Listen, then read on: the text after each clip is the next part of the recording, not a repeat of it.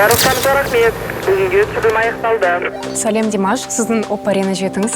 Үлкен рахмет. Ассалаумағалейкум, құрметті достар. Мен Димаш Құдайберген, сіздердің назарларыңызға жаңадан шыққан Oppo Reno 7 смартфонын ұсынуға асықпын.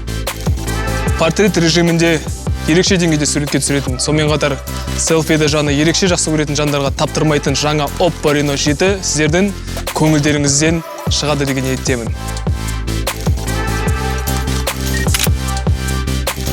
Өздеріңіз көріп отырғандай, Oppo Reno 7 смартфоны ерекше дизайнмен жасалған, түсі қызғылт сары түсті, жұқа, сырты былғардан жасалған.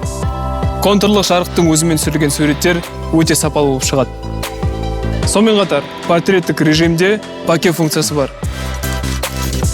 Тағы да қызыққа бөлінгілеріңіз келсе, менімен бірге жүріңіздер. Микролинза функциясы. Бұндайды сіз көрген жақсыздар.